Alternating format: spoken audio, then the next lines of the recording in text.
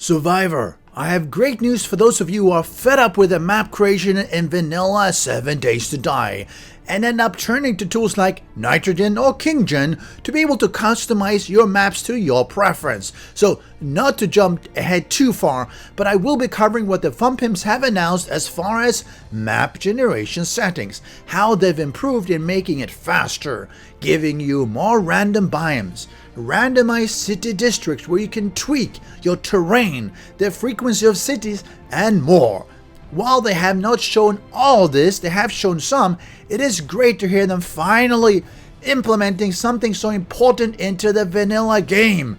We should not have to use a third-party tool to generate a cool map. That is simply absurd. But a big thanks to all of you who have been supporting the content by hitting that like button and subscribing. It really does help, and I thank all of you for being awesome as we take this right towards Alpha 20.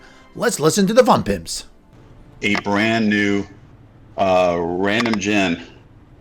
The guys, the team, Robert, Brad, are the mains, and Justin's done stamps, Robert's doing the algorithm, Brad's doing the design aspects for tile sets in RandomGen, which is a huge change to RandomGen.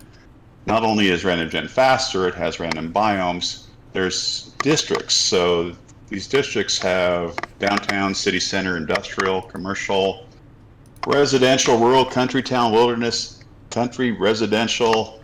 There's over 50 city block tiles that have a look towards those type of districts, and ghost towns, country towns are new. The speed of the tool is great. The elevation changes in the roads look really good. It looks amazing. I've seen street lights, stop signs. I'm seeing cul-de-sacs and houses that circle around it.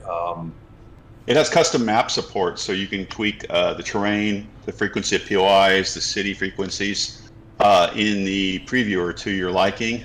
It supports 4K, 8K, and 10K worlds. There's custom stamps and algorithms to populate the wilderness and city POIs based on those sizes.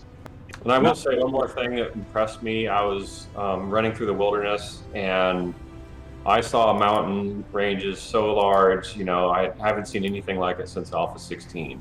Now that is really, really cool. I have absolutely missed the generation of maps previously where we had these major mountain ranges.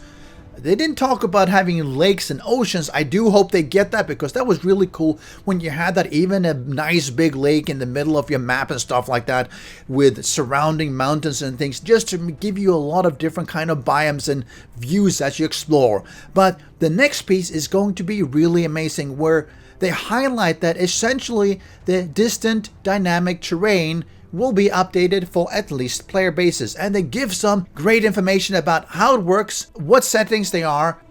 Okay, so there's a new thing.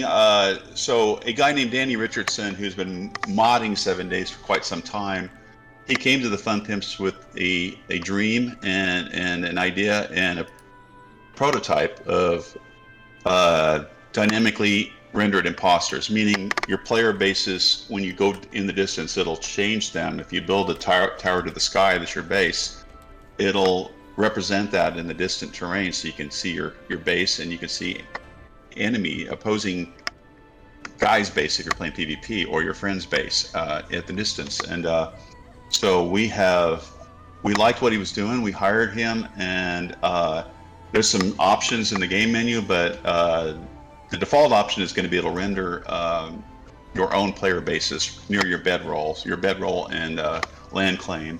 So that's pretty darn cool that you can see your base from a long ways away. It's not just other POIs. We've stress tested it. It works really good. You can crank up more settings on if you choose to do so on it, which it runs pretty good even on the highest settings. So And now we're about to see some great footage of how cities are being laid out.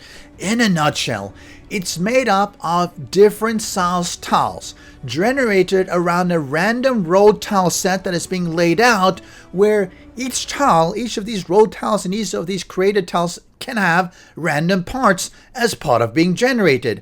All this in the name of creating an experience that is less repeating and more unique. Compared to the old city generation, this is a huge improvement which will make it look so much better.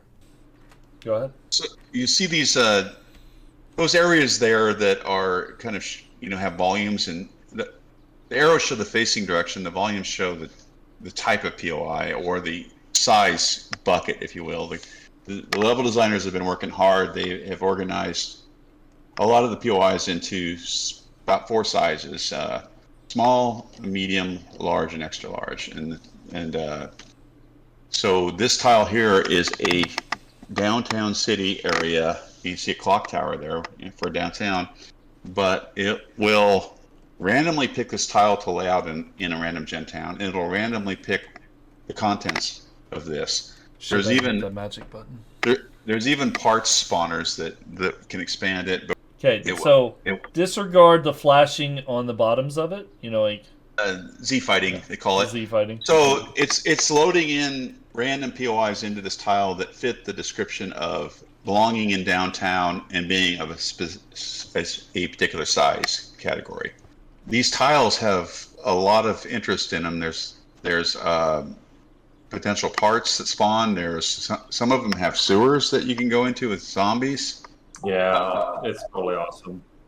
Intersection too. So there could be more than one intersection, more than one T, more than one cap, more than one corner. And you can see there's an overpass built into this one. And it has like bigger buildings. So this is like where, if this tile loads up, it tends to load some pretty big POIs, like a Zhishang Tower there.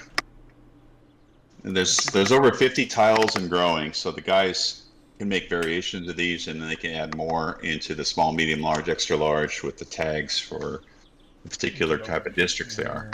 Electronic. So that billboard there, you see that with the wire there, is a part.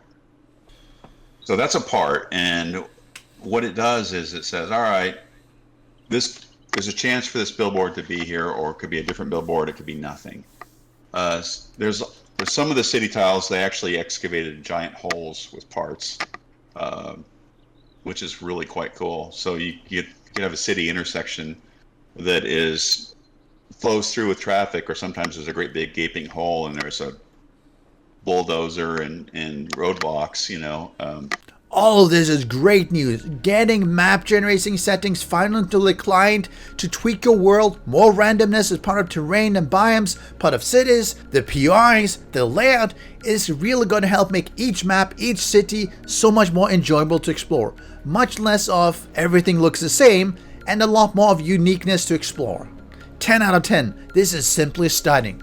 But stay tuned for more Alpha 20 news. You did ring that notification bell. I will see you next time. Special thanks to the great patrons supporting the channel. If you would like to join the vetted community and support these videos, do follow the Patreon link.